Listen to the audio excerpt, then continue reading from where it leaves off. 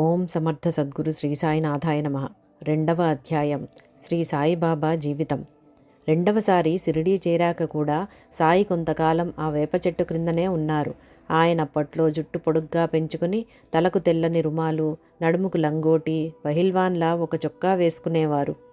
ఆయన ధనికులు పేదలు తమను గౌరవించేవారు తృణీకరించేవారు అనే భేదమరుగుని గంభీరుడు. ఆయన తరచుగా అల్లాను స్మరిస్తూ మసీదులోనో గ్రామ పరిసరాలలోని చిట్టడవిలోనో ఏటి ఒడ్డునున్న తుమ్మ చెట్టు క్రిందనో ఒంటరిగా కాలం గడుపుతూ ఉండేవారు. తరచుగా తమలో తాము మాట్లాడుకునేవారు. ఎదుట ఎవరూ లేకున్నా కోపంతో పెద్దగా తిడుతూనో రాయి విసురుతానని బెదిరిస్తూనో ఉండేవారు. దెయ్యం పట్టిన వానిలా ఉన్నట్లుండి దూసుకుపోతూ ఉండేవారు. అందువలన ఆయన ఒక పిచ్చి ఫకీరని జనం తలచేవారు. లెండి దగ్గర ఒక పెద్ద తొట్టిలో గ్రామస్తులంతా పాత్రలు కడుక్కునేవారు. ఆ నీరు పశువులు త్రాగేవి. చాలా కాలం సాయి కూడా అవే త్రాగేవారు. అందువలన గ్రామస్తులు ఆయనను మంచినీటి బావి దగ్గరకు రానిచ్చేవారు కారు. అయినా తాత్యా తల్లి బయాజీబాయి ఆయనకు చేసిన సేవ అనన్యం. ఆమె నిత్యము నియమంగా భోజనం ఒక బుట్టలో పెట్టుకుని ఆయనెక్కడున్నా వెతికి భోజనం పెట్టి గాని తానేమీ తినేది కాదు. ఒక్కొక్కసారి ముళ్ళు పొదలు లెక్క చేయక చిట్టడవులలో కూడా ఆయన కోసం వెతకవలసి వచ్చేది. ఆయన ఏకాంతంగా ధ్యానంలో కూర్చొని ఉంటే వారి ముందు ఆకు వేసి వడ్డించి కలిపి బిడ్డకు తినిపించినట్లే తినిపించేది. ఆమె శ్రమ చూడలేక కాబోలు కొన్నాళ్లకు ఆయన తిరగడం మాని మసీదులోనే ఉండసాగారు. ఆమె చేసిన సేవను ఎన్నడూ మరువక ఆమెను ఆమె బిడ్డడైన తాత్యాను కంటిక రెప్పలా కాపాడుతూ ఉండేవారు. చివరకు అతని ప్రాణం కాపాడడానికే తమ ప్రాణాన్నే అర్పించారని భక్తులంటారు. కృతజ్ఞతకు మరో పేరు సాయి. ఒకసారి కొద్ది రోజుల పాటు తెంపు లేకుండా కుంభవృష్టి కురిసి ఊరంతా నీరు పారాయి. వర్షం తగ్గే వరకు భక్తులు సాయి దర్శనానికి వెళ్ళలేకపోయారు. వాన వెలిశాక వెళ్ళి చూస్తే ఆయన ఆ నీళ్లల్లోనే వేప చెట్టు క్రింద ధ్యానస్థులై కూర్చుని ఉన్నారు. నీరంతా పోయాక భక్తులు మరలా వెళ్ళి, బాబా, మేమంతా సుఖంగా ఇళ్లల్లో ఉంటే మమ్మెప్పుడూ కాపాడే మీరు చెట్టు క్రింద కంటే మసీదులో ఉంటే మాకు బాగుంటుంది అని బ్రతిమాలారు. కానీ ఆయన తమకక్కడే బాగుందన్నారు. చివరగా భక్తులు చొరవ తీసుకుని ఆయనను జబ్బలు పట్టుకుని తీసుకువెళ్ళి మసీదులో కూర్చోపెట్టారు. నాటి నుంచి అదే వారి నివాసమైంది. అంతటితో ఆయన నిత్యము మసీదులోని కుండలతో దూరాననున్న బావి నుండి నీరు తీసుకువచ్చి మసీదులో ఉంచేవారు. ఆ రోజులలో షిరిడీలో 2 సాధువులుండేవారు. దేవీదాసు 10-11 సంవత్సరాల వయస్సులోనే విరాగిగా మారుతి ఆలయంలో ఉండేవాడు.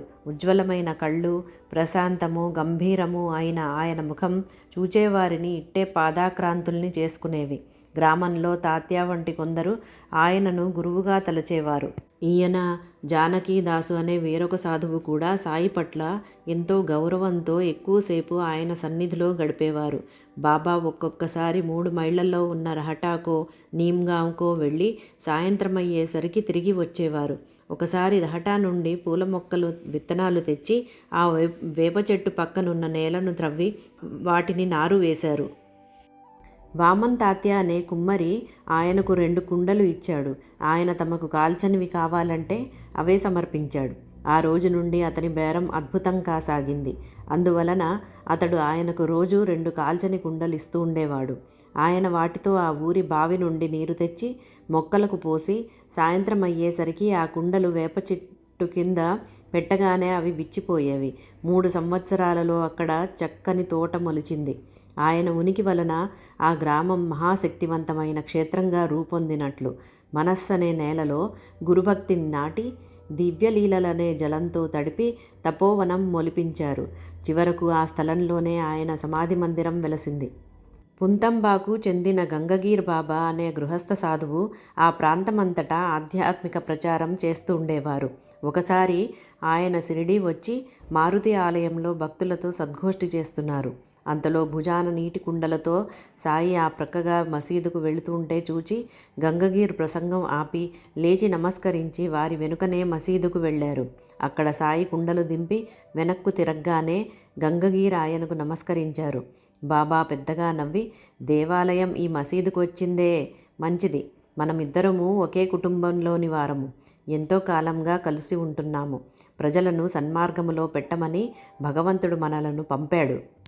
కానీ ఈ రోజులలో ప్రజలు కించిత్తు కూడా పరివర్తనం చెందడం లేదు. అందరూ క్షుద్రమైన విలాసాల మైకంలో చిందులేస్తుంటే హరి మన నెత్తిపై ఆవుపాలు పెట్టి వారి మధ్యకు పంపారు. కొందరు నన్ను చూచి నవ్వి పాలకుండపై రాళ్లు విసురుతున్నారు. కొందరు నవ్వుతూ అతడు చెప్పేది వినకండి, సాయి నన్ను పూనాడు అని చెప్పి ప్రజల చేత ఈత కళ్ళు త్రాగిస్తున్నారు. నా దగ్గర పాలు తీసుకున్న వాళ్ళంతా పిచ్చివాడినంటున్నారు. కొందరు పాలు తీసుకొని కూడా వేదాంత చర్చల్లో దిగి పిచ్చివాళ్ళవుతున్నారు. సత్సంగం పట్ల విశ్వాసము గౌరవము పోయి అసత్యాన్నే ఆదరిస్తున్నారు అని ఎంతో బాధగా గంగగీర్ చేతులు పట్టుకొని, పోయేవాడు పోతాడు, నిలిచేవాడు నిలుస్తాడు, చిత్తశుద్ధితో తరించే మార్గం చెప్పడమే మన పని అని చెప్పి తమ ఆసనంపై కూర్చున్నారు. అప్పుడు గంగగీర్ తన భక్తులతో, పేడకుప్ప వంటి ఈ గ్రామానికి ఎంతటి రత్నం లభించింది. నక్షత్రాల వంటి మహాత్ముల మధ్య ఈయన సూర్యుని వంటివాడు. మీరు పిచ్చివాళ్ళు గనక ఈయనను విడిచి ఎక్కడెక్కడో వెతుకుతున్నారు అన్నాడు.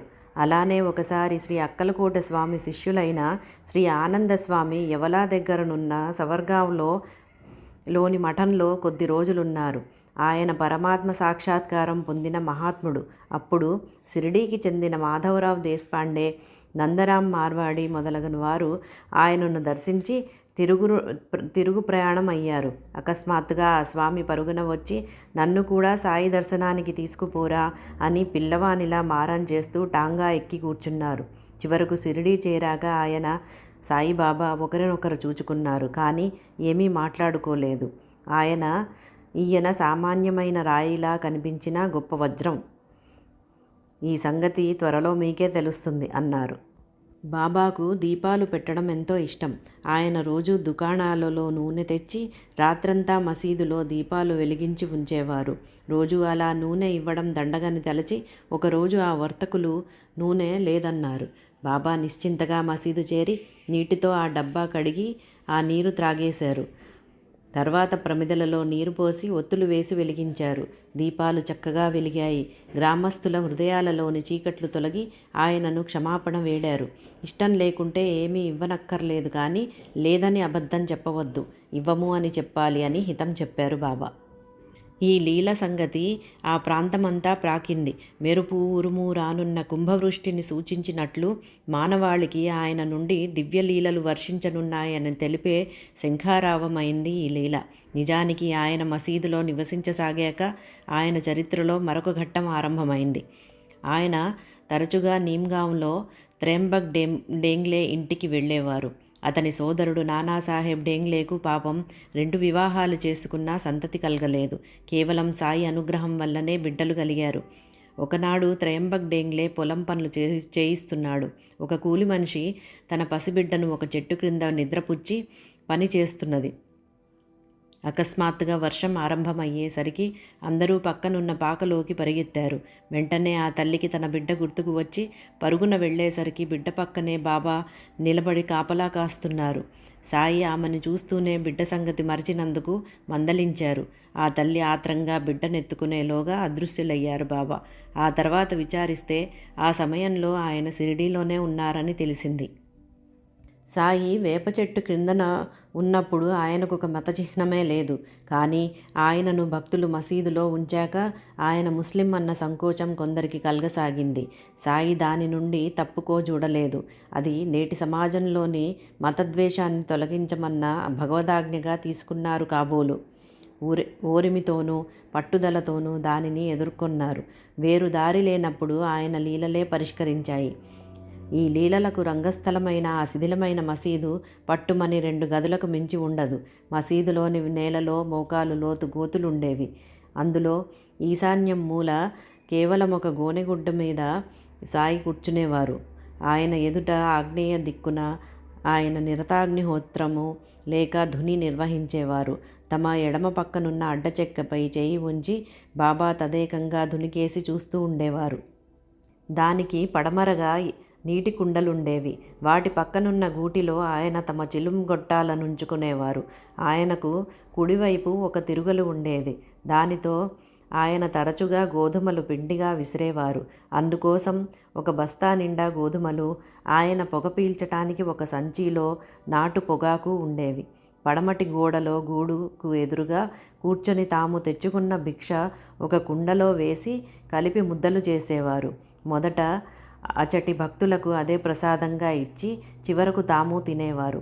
ముస్లింలు నివేదన తెచ్చినప్పుడు ఆయన ఫాతిహా చదివించేవారు. ఒక్కొక్కప్పుడు తాము కూడా చదివేవారు. భక్తులు తెచ్చిన పూలు నింబారుకి ఎదురుగా వేలాడతీసేవారు. మసీదు ముంగిట్లో ఎదురుగా ఒక తులసి కోట స్థాపించారు. సాయి పంపే ప్రసాదం మతభేదం లేకుండా భక్తులందరూ తీసుకునేవారు. మత సామరస్యానికి రంగస్థలమైన మసీదుకు ఆయన ద్వారకామాయి అని పేరు పెట్టారు. ఆ పేరుకు అర్థం మతభేదం లేకుండా అందరికీ 4 పురుషార్థాలకు ద్వారాలు తెరిచి ఉండేది అని స్కాందపురాణం చెప్పింది. అక్కడ ధుని ఎందుకు అని అడిగితే అందరి పాపాలు దహించడానికే అని సాయి చెప్పారు. కులమత భేదాలకు అతీతమైనదే సాయి ధర్మమని ఆయన నివాసమైన ద్వారకామాయి సూచిస్తుంది. నాటి స్మృతులు శ్యామ ఇలా చెప్పాడు. నేనప్పుడు బడిలో టీచర్ను.